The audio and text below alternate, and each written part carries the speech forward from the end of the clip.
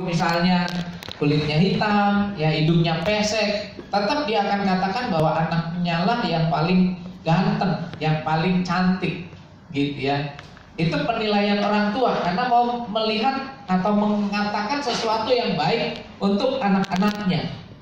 Nah, beda lagi kalau misalnya kita sedang berdiri di depan cermin, ya.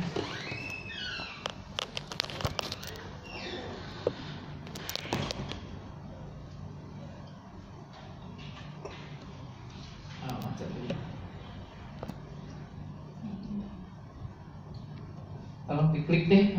Ya, oke. Ya, kalau kita bertanya pada diri sendiri apakah saya ganteng atau cantik gitu ya. Kita berdiri di depan cermin gitu ya. Kita perhatikan wajah kita perhatikan tubuh kita miring ke kanan, miring ke kiri gitu ya. Kemudian apa yang kita dapati, saudara? Kita akan melihat bahwa diri kita ini punya banyak masalah. Ada banyak hal yang perlu kita perbaiki. Ya, terutama adalah yang kita lihat adalah apa yang ditampilkan. Jadi kita memperhatikan lebih kepada penampilan kita. Oh, mungkin rambutnya udah mulai putih, ya, udah mulai uban nih, gitu ya, perlu semir, ya, atau pipinya sudah mulai keriput, gitu ya, sehingga perlu diperbaiki. Oh, matanya sudah ada kantong mata, orang bilang ya, perlu diperbaiki gitu ya, supaya tidak kelihatan kayak capek terus gitu ya, lelah terus gitu ya. Atau sudah terlalu gemuk sehingga perlu diet gitu ya. Nah, biasanya ketika kita berada di depan cermin, kita memperhatikan penampilan kita gitu ya. Kita kurang memperhatikan bagian dalam kita. Nah, kita pada siang hari ini, ya, ini bagian awal saya sudah sampaikan di tadi pagi, jadi saya bahas secara cepat, ya. Siapa kita di matanya? Yang pertama adalah bahwa kita merupakan gambar dan rupa Allah. Ayatnya kita bisa lihat dari Kejadian pasal 1 ayat 2 ayat 26 dan 27. Firman Tuhan di sana menyatakan, berfirmanlah Allah, baiklah kita menjadikan manusia menurut gambar dan rupa kita, supaya mereka berkuasa atas ikan-ikan di laut dan burung-burung di udara dan atas ternak dan atas seluruh bumi, ya, dan tunggu.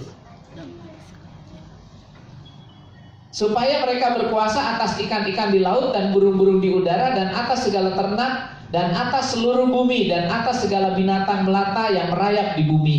Maka Allah menciptakan manusia itu menurut gambarnya, menurut gambar Allah diciptakannya dia, laki-laki dan perempuan diciptakannya mereka. Ya, saya cetak tebal di sana gambar dan rupa. Artinya menjadi perhatian kita bahwa menurut desain Tuhan, menurut rencana Tuhan, planning Tuhan, maka manusia itu diciptakan menurut gambar dan rupa Allah. Ini yang perlu kita camkan di dalam diri kita. Kita ini adalah gambar dan rupa Allah, ya. Apa itu gambar? Ini secara teologis, ya, ini bahasa-bahasa memang secara teologis, ya. Gambar itu artinya selem, rupa itu artinya demut, itu bahasa Ibrani. Atau dalam bahasa Inggris image dan likeness, ya. Kemudian dalam bahasa Yunani ada morphe dan skema. Jadi yang jelas bahwa kita diciptakan, manusia diciptakan menurut gambar dan rupa Allah. Nah, istilah gambar manusia itu artinya menunjuk kepada subjeknya Allah. Artinya begini, Bapak Ibu, manusia diciptakan menggambarkan Allah gitu. Makanya manusia diciptakan sebagai gambar Allah. Tetapi manusia juga diciptakan menurut rupa Allah. Artinya kalau dikatakan rupa, ya, dapat dikatakan ini serupa atau mirip. Ya, manusia itu mirip dengan Allah, tapi tidak sama. Manusia bukan Allah. Gitu ya, hanya mirip, serupa, segambar dan serupa dengan Allah. Ya. Contohnya adalah kalau Bapak Ibu pernah berkendara, ada polisi menilang gitu ya, atau memberhentikan kendaraan kita, ya dia akan minta apa? SIM-nya. Di samping ada STNK, tapi SIM-nya. Dan SIM-nya yang dia lihat apa, saudara? Tidak dilihat namanya, tapi yang dia lihat adalah foto, gambarnya. Apakah foto tersebut mirip dengan yang mengemudikannya? Itu jangan sampai dia bawa SIM, tapi SIM orang. Ya mana SIM-nya? Nih ada SIM bapak saya. Nah itu nggak berlaku, gitu ya. Ini SIM mama saya nggak berlaku, ya karena nanti dia akan samakan fotonya. Dia nggak peduli namanya, ya mau Pak Inem, mau Pak Ijo, ya mau si Ucok, ya mau siapa, dia nggak peduli namanya. Yang dia lihat adalah yang dia pedulikan gambarnya. Benar nggak foto ini adalah orang yang mengemudi tersebut, gitu ya. Nah apakah gambar itu mirip dengan si pengemudi? Nah maksudnya begitu Bapak Ibu. Nah jadi segambar dan serupa dengan Allah artinya bahwa kita menggambarkan Allah dan kita ini mirip Allah, tapi bukan sama dengan Allah, gitu ya. Jadi manusia menggambarkan Allah dan itu bukan secara fisik tapi terutama kepada karakternya. Nah gambar Allah itu berarti bahwa manusia memiliki karakter Allah, ya. Karakter Allah itu ada beberapa macam, gitu ya. Nah, yang saya ambil adalah karakter secara moral, ya, secara moral. Tapi bukan misalnya Allah itu dikatakan omniscient, ya, maha tahu. Ya, Allah itu dikatakan punya sifat juga sebagai omnipoten, maha kuasa. Nah, itu nggak menjadi milik kita. Kita nggak maha kuasa, ya. Kita juga nggak maha tahu. Apalagi omnipresent, maha hadir, gitu ya. Kita nggak hadir di mana-mana. Kita hadir di sini ya berarti nggak ada di tempat lain. Kalau kita ada di sini tapi kemudian ada orang lihat lagi ada di tempat lain, nah itu penampakan, gitu ya. Nah kita ada di sini ya di sini, gitu. Itu namanya kita manusia yang terbatas. Jadi berbeda dengan sifat Allah yang demikian. Nah karena itu yang Tuhan berikan kepada kita adalah gambar dalam pengertian karakter secara moral, yaitu bicara tentang kudus, bahwa kita manusia diciptakan dalam keadaan kudus, ya. Nah, kudus artinya apa? Kudus, kados itu artinya khusus, disendirikan, dipisahkan, diceraikan dari segala kenajisan. Kita dipisahkan, ya. Jadi harusnya kita kembali kepada kekudusan karena manusia sejak jatuh ke dalam dosa, manusia sudah tidak kudus lagi. Tetapi bisa memperoleh kekudusan ketika manusia kembali kepada semula atau kembali kepada gambar semula, yaitu hidup bagi Allah.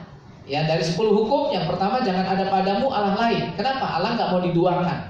Jangan membuat patung atau apapun juga yang menyerupai binatang yang di langit, yang di bumi, yang di bawah bumi, gitu ya. Karena apa? Hanya Dia satu-satunya. Nah, ketika manusia hidup menurut kehendak Allah, artinya bagi Allah, maka pada saat itu kita hidup di dalam kekudusan. Godaan kita adalah ketika kita hidup bagi diri sendiri. Dan ketika kita mulai hidup bagi diri sendiri, mementingkan diri sendiri, disitulah dosa mulai masuk, ya. Oke, kemudian yang kedua adalah benar, ya. Tuhan memberikan kebenaran kepada manusia ketika manusia diciptakan. Tetapi karena dosa, kebenaran pada manusia itu juga rusak, ya. Nah, kalau kita adalah gambar dan rupa Allah, berarti kita harus pada ciptaan yang semula menurut gambar dan rupa Allah. Artinya kita menjadi orang-orang yang benar, benar dalam perkataan, benar dalam perbuatan, tapi juga terutama benar dari mulai motivasi kita, dari dalam hati kita. Ya, ada orang benar di perkataannya, kelihatannya, tapi motivasinya nggak benar. Misalnya dia muji-muji orang di depan orang, ya, tapi di belakangnya dia sebenarnya sebel, gitu. Ya, itu artinya apa? Motivasinya nggak benar. Dia berbuat baik, memberi sesuatu kepada orang, gitu ya, memberi sumbangan bahkan, tapi dari hasil yang tidak benar, yang tidak baik, gitu. Ya, misalnya dari korupsi, tapi uangnya itu dia berikan kepada untuk charity, gitu, kegiatan amal, kegiatan kasih. Ya, perbuatannya baik, tapi sebenarnya tidak baik dari motivasinya. Bahkan Tuhan Yesus memberi contoh, ya, ketika di dalam bait Allah ada banyak orang memberi persembahan, gitu ya. Tuhan Yesus tidak tertarik kepada jumlah yang besar, Dia tertarik kepada perempuan janda walaupun jumlahnya sedikit, secara nominal kecil, tapi dia tertarik kepada perempuan itu apa? Karena motivasinya. Jadi penilaian Tuhan atas hidup kita bukan hanya dari perkataan perbuatan saja, tapi juga dari motivasi kita. Karena itu kita harus luruskan dari motivasi kita, karena kita adalah gambar dan rupa Allah. Kemudian yang berikut, yang ketiga adalah karakter Allah yang secara moral melekat pada kita adalah mulia.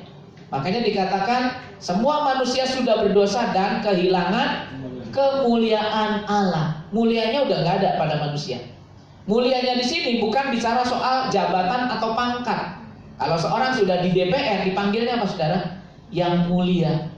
Iya kan? Yang mulia. Kalau dia hakim disebut yang mulia hakim. Tapi apakah benar mulia? Nah, kalau dalam konsep Alkitab bukan itu. Orang yang mulia adalah orang yang melakukan firman Tuhan, ya, orang yang hidup di dalam ketaatan. Dalam Roma pasal 8 ayat 29-30, sebab semua orang yang dipilihnya dari semula, mereka juga ditentukannya dari semula untuk menjadi serupa dengan gambaran anaknya, supaya ia anaknya itu menjadi yang sulung di antara banyak saudara. Dan mereka yang ditentukannya dari semula, mereka itu juga dipanggilnya, dan mereka yang dipanggilnya, mereka itu juga dimuliakannya. Nah, kapan dimuliakan? Nanti pada akhirnya tujuan Tuhan itu manusia dimuliakan. Kapan dia dimuliakan? Kalau dia hidup dalam ketaatan. Sebab kalau manusia tidak hidup dalam ketaatan, dia tidak akan mengalami pemuliaan oleh Allah. Ya, jadi itu rencana Allah bagi manusia. Ya, Tuhan membenarkan, Tuhan menyucikan, dan Tuhan juga akan memuliakan manusia ketika hidupnya terus di dalam Tuhan. Ya, nah ini yang pertama yang tadi saya sudah jelaskan kepada jemaat di pagi hari. Nah, bagian yang berikut untuk siang hari ini adalah bagian yang kedua. Ya, tadi di pagi saya jelaskan hanya sepintas di sini. Nah, saudara, siapa kita di matanya? Tadi yang pertama adalah kita ini gambar dan rupa Allah. Kemudian yang kedua, kita ini adalah sekutu Allah. Kita ini adalah sahabat Allah. Kita ini adalah teman Allah, bukan seteru, bukan musuh, tapi kita adalah sahabat Allah. Nah, coba kita lihat Kejadian pasal 2 ayat 7. Kita baca sama-sama ya. Kejadian 2 ayat 7. 1, 2, 3. Ketika itulah Tuhan Allah membentuk manusia itu dari debu tanah dan menghembuskan nafas hidup ke dalam hidungnya. Demikianlah manusia itu menjadi makhluk hidup. Ya. Nah, saudara, ayat ini dengan ayat tadi Kejadian 1 ayat 26 dan 27 itu bukan dua kali penciptaan. Jadi, kalau saudara mendengar ada dua kali penciptaan, itu tidak. Itu salah, itu bertentangan, ya. Ayat ini bukan menciptakan manusia kedua, manusia yang lain. Ya, di samping tadi itu, manusia yang diciptakan menurut gambar dan rupa Allah. Tidak dua kali penciptaan, tidak. Ini adalah rincian. Tadi itu adalah keputusan Allah untuk menciptakan, ya, manusia menurut gambar dan rupanya Allah. Tapi bagaimana manusia itu diciptakan? Nah, ayat ini memberi penjelasan bahwa manusia itu diciptakan dari debu tanah. Allah membentuk dari debu tanah, kemudian dia hembuskan nafas, dia tiup, dia hembuskan nafas, dan kemudian manusia itu menjadi makhluk yang hidup. Nah, saudara, kenapa ini merupakan bagian yang penting? Ya, saya garis bawahi di sana adalah nafas hidup. Ya, jadi nafas Allah diberikan kepada kita. Jadi ada dalam tanda petik bagian Allah di dalam diri kita. Ya, tapi ini bukan konsep panteisme. Kalau kita belajar konsep panteisme itu di dalam setiap ciptaan ada Allah. Makanya dalam panteisme, pan itu artinya banyak. Teis itu artinya Allah, jadi Allah yang banyak. Karena di dalam setiap ciptaan itu ada unsur Allahnya. Makanya pohon bisa disembah, batu bisa disembah, karena mereka percaya Allah yang menciptakan batu, Allah yang menciptakan pohon, dan ada partikel Allah di dalam setiap ciptaan. Nah, ketika kita bicara tentang konsep ada nafas hidup di dalam manusia, bukan berarti bahwa ada unsur Allah di dalam diri kita sehingga kita menjadi Allah. Bukan. Tadi dalam konsep yang pertama, manusia itu gambar dan rupa Allah. Artinya bahwa manusia diciptakan mirip dengan Allah. Objeknya itu manusia, subjeknya itu Allah. Jadi kita harus kembali kepada Allah untuk menjadi serupa, segambar dengan Allah. Karena kita dihembuskan nafas Allah di dalam diri kita. Nah, apa maksudnya? Kenapa manusia dihembuskan nafas? Ini tidak ada pada ciptaan yang lain. Ya, binatang, ya, entah ayam, entah kodok, entah sapi, entah beruang, monyet, gitu ya, juga makhluk hidup, ya kan? Tapi tidak dihembuskan nafas untuk mereka hidup, enggak. Hanya manusia yang hidupnya itu dihembuskan nafas oleh Allah. Jadi walaupun binatang itu makhluk hidup, tapi mereka hidup, mereka bernafas, kita belajar gitu ya. Ikan bernafas dengan insang gitu ya, dan sebagainya lah. Ya, mereka bernafas, tapi nafasnya itu tidak dihembuskan dari Allah, tidak. Hanya manusia yang dihembuskan nafas dari Allah. Nah, apa maksudnya? Ya, maksudnya adalah bahwa Allah ingin bergaul dengan Allah. Karena itu manusia bukan hanya makhluk sosial, sebagaimana pelajaran di sekolah, ya, di SD, bahwa manusia ini adalah diciptakan sebagai makhluk sosial. Benar. Manusia juga bukan hanya makhluk intelektual, punya otak, punya pikiran, gitu ya. Tapi yang jauh lebih penting adalah bahwa manusia, unsur yang ketiga adalah makhluk spiritual. Nah, ini makna yang penting. Manusia itu adalah makhluk spiritual karena ada spirit, ada roh Allah yang dihembuskan kepada manusia. Maksudnya apa? Supaya manusia bisa bergaul dengan Allah. Kalau tidak ada roh Allah, manusia tidak bisa bergaul dengan Allah. Ya, binatang tidak bisa bergaul dengan Allah. Ya, dia hanya tunduk kepada perintah Allah, tapi dia tidak bergaul dengan Allah. Manusia harus tunduk kepada Allah, tapi juga manusia harus bergaul dengan Allah. Gitu. Itu bedanya, Bapak Ibu Saudara. Jadi ketika Allah menghembuskan nafas hidup kepada manusia, maka pada saat itu Allah bermaksud untuk menjalin hubungan supaya ada unsur yang sama, unsur spiritual. Karena itu berbeda dengan ciptaan yang lain. Manusia diciptakan menurut gambar dan rupa Allah, bisa berkomunikasi dengan Allah. Nah, tapi apa yang terjadi? Ketika Adam dan Hawa makan buah pengetahuan baik dan jahat, ya, maka dosa masuk ke dalam dunia. Dan manusia harus diusir dari Taman Eden. Kita tahu cerita ini. Manusia diusir dari Taman Eden artinya manusia putus hubungan dengan Allah. Padahal Allah ingin bergaul. Kalau kita baca dalam Kejadian pasal 3, ya, pada waktu senja Allah berjalan di Taman Eden. Ngapain Allah berjalan di Taman Eden? Dia sedang mencari manusia. Bahkan dia bertanya, Adam, di manakah engkau, Adam? Dia ingin bergaul. Adamnya nggak ada, lari. Oh, di sini saya lagi bersembunyi Tuhan karena saya telanjang. Hah? Siapa yang ngasih tahu bahwa kamu telanjang? Apakah kamu sudah makan buah pengetahuan baik dan jahat? Iya nih, gara-gara perempuan yang engkau kasih, makanya saya makan buah itu. Perempuan ditunjuk begitu, nggak mau ngaku salah. Iblis yang menggoda saya. Nah, saudara. Dan sejak saat itu manusia terusir dari Taman Eden. Padahal Taman Eden itu adalah menggambarkan satu suasana di mana manusia dengan Allah bisa berkomunikasi secara baik. Tapi sejak manusia berdosa, dia diusir.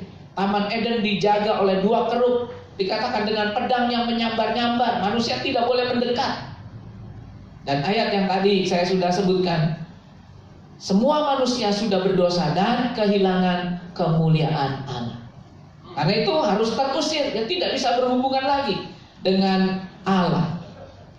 Nah, saudara-saudara yang kekasih, tapi rencana Allah untuk menjadikan manusia sekutunya, bukan musuhnya, itu tetap.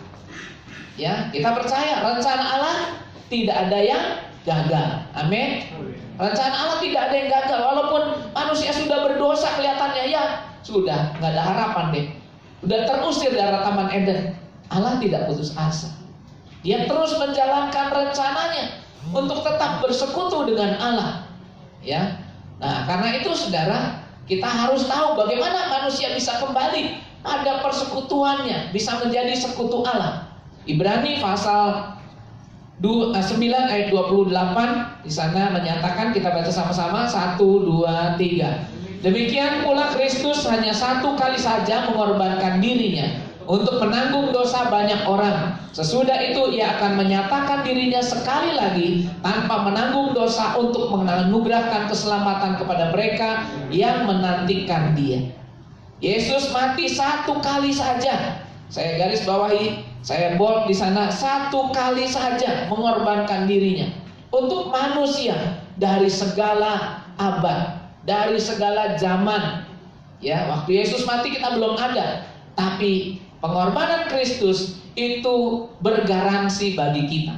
Asal kita percaya pada Yesus, maka Kristus cukup mati satu kali saja untuk dosa banyak orang, menanggung dosa banyak orang. Sesudah itu dikatakan, Dia akan menyatakan dirinya sekali lagi nanti, gitu ya, sekali lagi tanpa menanggung dosa untuk menganugerahkan keselamatan. Jadi Yesus mati sekali untuk memulihkan hubungan manusia dengan Allah. Kalau manusia percaya, maka dia dipulihkan hubungannya. Dia kembali menjadi sekutu. Dia bukan menjadi musuh Allah lagi. Dia menjadi sekutu, menjadi sahabat Allah, bahkan menjadi anak Allah. Sekali lagi Dia akan datang menganugerahkan keselamatan. Maksudnya apa ini? Ya, kalau kita belajar tentang doktrin keselamatan, maka keselamatan itu berarti sudah, sedang, tapi juga akan.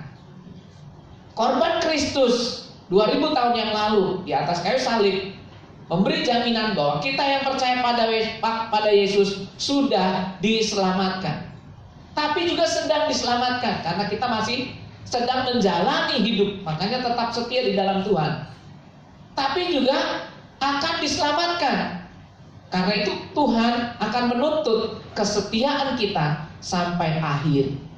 Jangan sampai awalnya doang, tapi akhirnya tidak. Tapi biarlah kita dari awal sampai akhir hidup kita tetap di dalam Tuhan. Maka pada kali yang berikut dikatakan, Dia sekali lagi datang, tidak menanggung dosa lagi, tapi menganugerahkan keselamatan secara penuh. Shalom, ya, istilah shalom itu artinya keselamatan. Bukan hanya damai sejahtera, tapi keselamatan yang utuh, saudara, bagi kita yang menantikan Dia. Artinya yang tetap setia di dalam Dia. Nah, kita baru sekutu Allah, bukan musuh Allah, gitu, ya.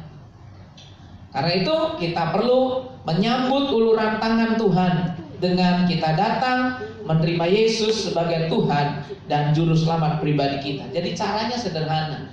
Kalau mau jadi sekutu, mau jadi sahabat Allah, mau jadi anak Allah, terima Yesus sebagai Tuhan dan Juru Selamat pribadi. Ya, sebab kalau tidak, kita ini musuh. Kalau musuh berarti kita akan berlawanan dengan Allah. Dan siapa yang mampu berhadapan dengan Allah?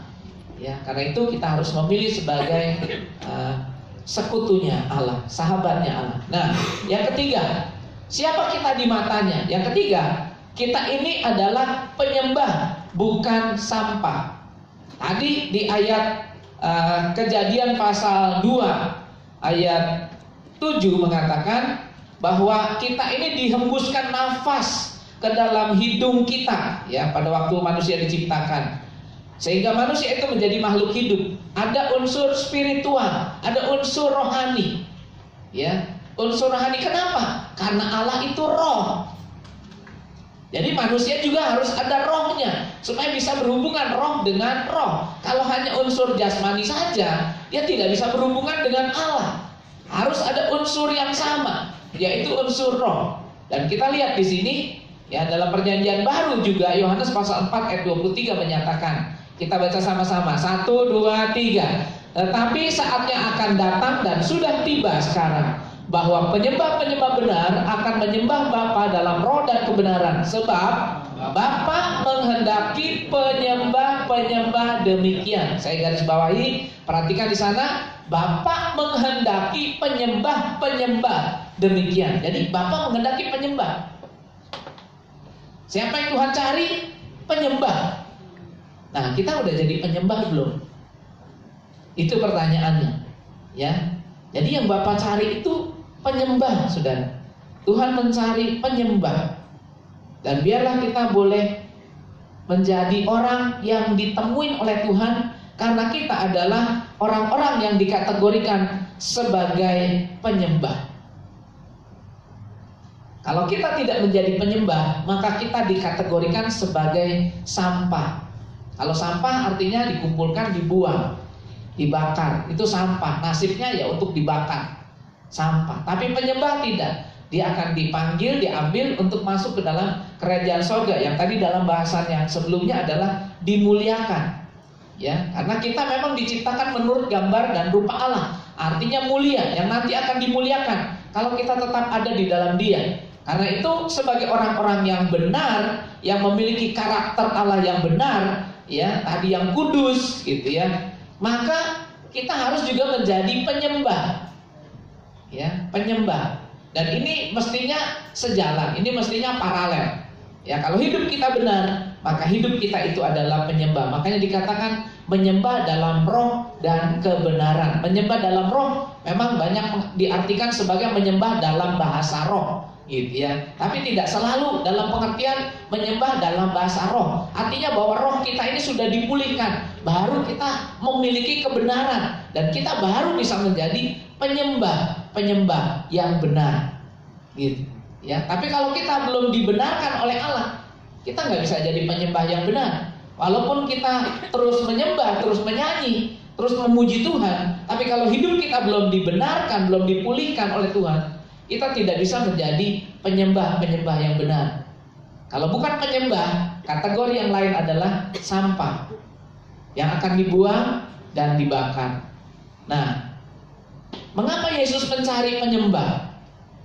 Ya, Allah mencari penyembah. Yang pertama adalah karena Tuhan rindu untuk bersekutu dengan manusia, dengan kita. Ya, makanya Dia cari penyembah. Dia sudah berikan rohnya, Dia hembuskan nafas hidup kepada manusia. Karena apa? Karena Dia mau bersekutu, gitu ya. Bersekutu itu artinya manusia sebagai penyembah yang menyembah Allah. Yohanes pasal 14 ayat 6 mengatakan, kata Yesus kepadanya, akulah jalan dan kebenaran dan hidup, tidak ada seorang pun yang datang kepada Bapa kalau tidak melalui aku. Nah, saudara, Bapa mencari penyembah. Tapi ketika manusia berdosa, manusia putus hubungan tadi dengan Allah. Makanya Yesus turun ke dalam dunia. Dia menjadi jalan untuk manusia bisa kembali lagi sebagai penyembah yang benar kepada Allah. Ya, Yesus adalah jalan kebenaran dan hidup. Kenapa Dia mesti berikan anaknya? Karena supaya manusia bisa kembali lagi bersekutu dengan Allah. Tanpa Yesus nggak ada persekutuan manusia dengan Allah. Nggak ada yang bisa sampai kepada Bapa, kata firman Tuhan, kecuali melalui Yesus. Kita baru bisa menjadi penyembah melalui Yesus Kristus. Kemudian yang kedua, mengapa Allah mencari penyembah? Karena Allah mau mengubah hidup manusia. Saudara yang kekasih dalam Yesus Kristus, banyak orang ingin berubah hidupnya. Banyak sekali orang ingin berubah hidupnya. Tapi bagaimana manusia bisa mengalami perubahan? Kalau dia bersekutu dengan Tuhan. Bersekutu dengan Tuhan artinya apa? Menjadi penyembah. Penyembah itu adalah tindakan dari persekutuan. Kita bukan hanya Tuhan saya mau jadi sekutumu, Tuhan saya mau jadi sahabatmu, tapi gak pernah ketemu, bisa gak? Enggak. Kalau kita bersahabat dengan seorang tapi gak pernah ketemu, namanya bohong. Kalau namanya kita bersahabat, artinya kita sering mengadakan perjumpaan, seringkali mengadakan pertemuan, itu namanya sahabat. Nah, ketika kita mau dijadikan sekutu Allah, sahabat Allah, artinya Tuhan ingin bertemu. Gimana kita bertemunya dengan Allah? Lewat penyembahan. Karena dalam penyembahan ada berkat, yaitu mengubah hidup manusia. Kita akan menjadi seperti Allah. Jadi likeness tadi, serupa dengan Allah, itu akan terjadi kalau kita hidup dekat dengan Allah dalam penyembahan. Kalau kita jauh tidak pernah berhubungan dengan Allah, gimana kita bisa serupa dengan Allah? Saudara, ada orang-orang yang dibesarkan oleh neneknya. Ada orang-orang yang dibesarkan oleh bukan orang tuanya, katakanlah. Ya entah karena suatu hal, bisa saja karena bercerai akhirnya dititipkan. pada neneknya. Bisa saja karena ekonominya tidak mencukupi, akhirnya anaknya dititipkan. Bisa juga karena orang tuanya meninggal, akhirnya mau nggak mau dia dirawat oleh orang tuanya atau oleh tantenya. Nah saudara, ketika anak kecil ini dibesarkan oleh neneknya, dibesarkan oleh tantenya, oleh omnya, anak ini mirip siapa saudara? Ya mirip omnya, mirip tantenya, mirip kakek neneknya. Kenapa? Karena pergaulan, persekutuan itu akan membentuk seseorang. Jadi kalau ada perkataan like father, like son, seperti bapak demikian anaknya, itu terjadi pasti karena sering bergaul. Gitu. Kita akan menjadi seperti Allah kalau kita sering bergaul, bersekutu dengan Allah. Dan itu akan kita alami perubahan hidup kita kalau kita sering masuk sebagai penyembah Allah. Gitu. Ya, makanya Tuhan menjadikan kita juga adalah sebagai penyembah. Menjadi gambar dan serupa dengan Allah, segambar dan serupa dengan Allah, berarti kita menjadi penyembah. Dan di situ karakter kita akan terus diperbaiki. Kita akan menjadi seperti dengan Allah, seperti Allah, menjadi sama dengan Allah. Bukan sama dalam pengertian equal ya, bukan. Jadi serupa dengan Allah. Yang ketiga, kenapa Tuhan mencari penyembah? Karena Tuhan ingin memberkati manusia. Tuhan memberkati saudara dengan saya. Kalau kita sering bersekutu dengan Tuhan dalam penyembahan. Makanya jangan lewatkan waktu-waktu untuk kita menjadi penyembah yang benar. Firman Tuhan menyatakan, Yohanes 10 ayat 10 bagian B, Aku datang supaya mereka mempunyai hidup dan mempunyainya dalam segala kelimpahan. Tuhan bukan cuma mau memberkati kita, saudara. Tuhan mau ngapain? Memberkati dengan limpah. Bukan cuma sekedar berkat yang cipratan-cipratan, percikan-percikan. Tuhan mau memberkati kita limpah. Tapi gimana kita bisa menerima berkat dengan limpah? Kalau kita menjadi penyembah. Makanya Bapak mencari penyembah. Bapak menghendaki penyembah. Saudara dan saya dikehendaki oleh Bapak sebagai penyembah. Kalau kita bertanya, apa yang Tuhan inginkan bagi hidup saya? Jawabnya adalah menjadi penyembah. Karena apa? Karena berkat dari penyembahan itu luar biasa.